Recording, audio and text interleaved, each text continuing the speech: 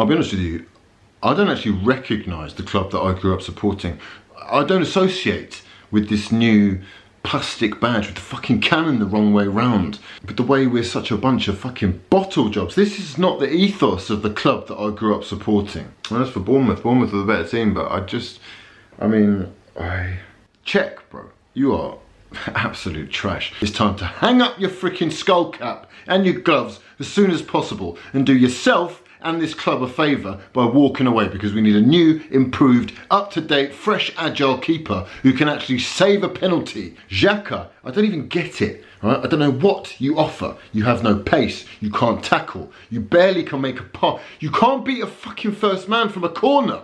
£35 million on the brightest prospects in the world. Well, fuck me. I'm lost as to how he fits into this system. He doesn't. It's a fact. Bellerin got the goal, but wow. I mean, shocking football. Shocking. And Theo Walcott, I mean, you literally live offside. I mean, do you understand the laws of the game? Welbeck. Don't even get me fucking started on the Black Bambi. This is for the ones who care.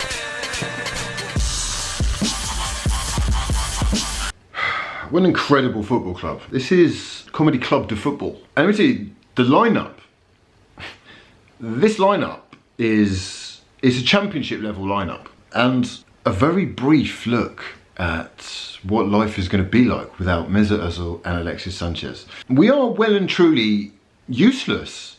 No creativity whatsoever. Very easily gettable, actually. In fact, every Premier League club looks forward to playing Arsenal because they know that they have a real chance. With Sanchez, Arsenal were only average, but without him, they're useless. And now, true to form, you're selling Alexis Sanchez to Manchester United. I mean, City was bad enough. City I could kind of understand. But now, you've done it again. You've actually done it again. And if you do this, you have solidified your place as a stepping stone, as a bit part, as an extra, as a fucking nursery, kindergarten, a footballing school that guys can graduate from before they go on to bigger, better things. The real deal, the elite level clubs. And how the actual fuck are you doing business with Mourinho? I mean, and I get it, right? This is business. This is the business of football. And this is what Arsenal have become. 9 games without a goal for Lacazette, over 10.5 hours of football.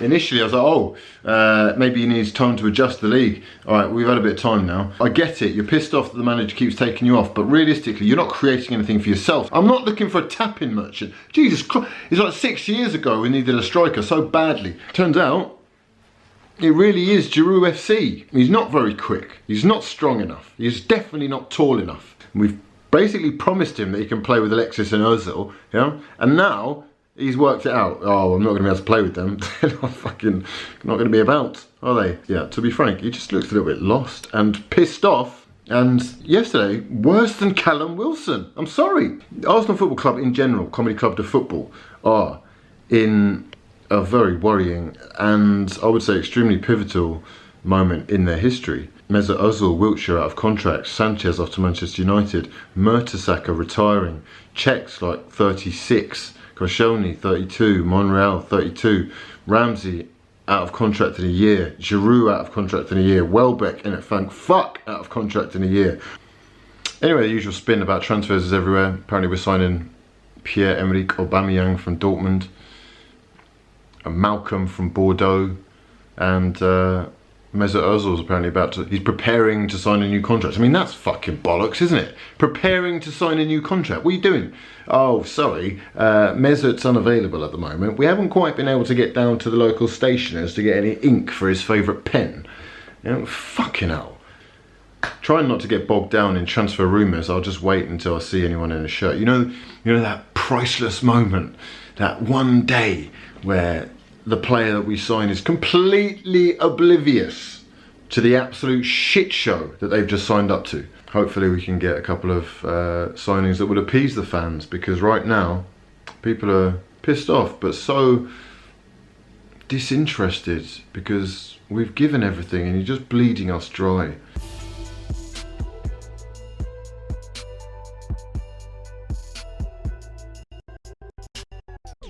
Yeah, that's me. How's everything, alright?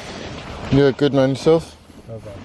We're live from talkSPORT headquarters at about 6:20 in the morning. We're about to go on Alan Brazil Sports Breakfast to review the headlines in the back pages. I've got Sam Ellard in the background. What's going on, Sam? You alright? All good? Happy New Year, everyone. So we've got 25 minutes to do like a 30-second teaser. Just sort of making sure you sort of say, oh, the Mail have gone with this headline and stuff, because they'll be talking about all the stories throughout the morning.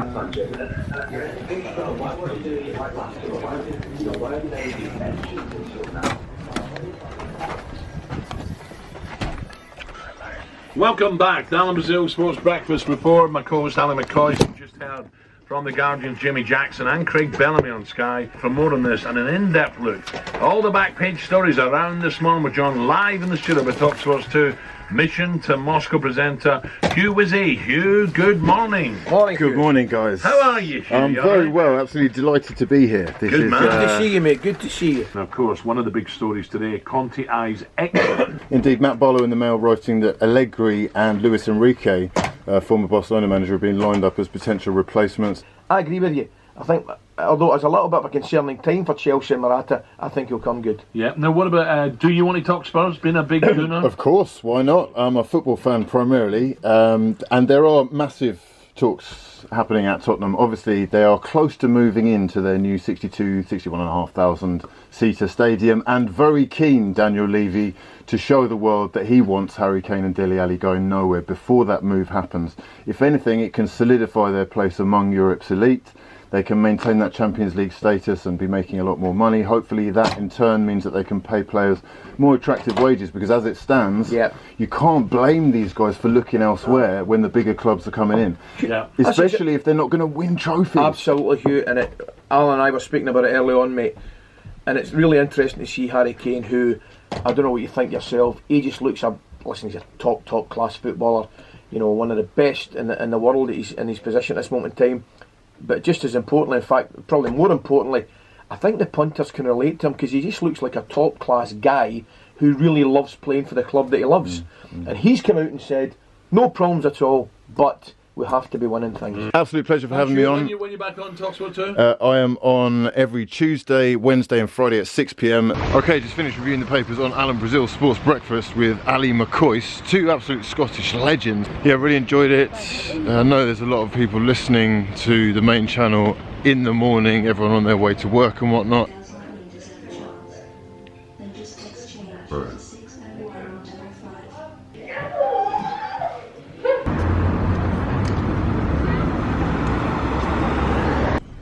Bro, I mean,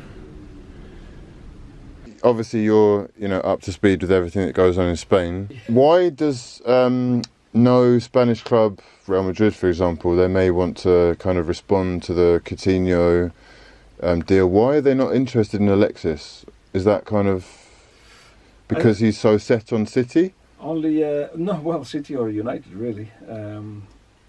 I was just saying that I'm having an argument with somebody famous because I said it's Pep or the money for Alexis. That takes, for starters, Real Madrid out of the equation. They don't want to pay the kind of money in wages that, say, City or United are paying.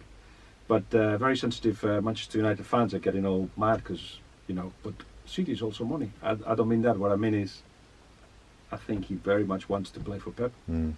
United come with a lot of money and a lot of wages. More money for Arsenal, but he's got a choice to make. I think he's told Pep he wants to, he wants to rekindle that and recover, play again together, or he goes for the money. That's the choice, and of course both clubs are spending a lot of money. But City are saying that they're not entering an auction, which is interesting because they're able to spend a lot of money, but they don't want to get into that kind of auction for him. What's going on here, mate? Papa's got a brand new big bag. Wow. Champions League or It's a lot harder in the Champions League, yeah. They don't beat anybody.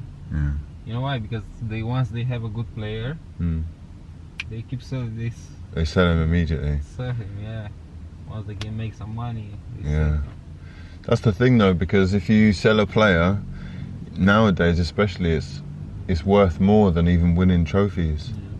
Hugh, meet Kate. Hi! Hello, Kate. How are you? I'm very well, nice to meet you. Nice to meet you as well. Come into my office. Okay.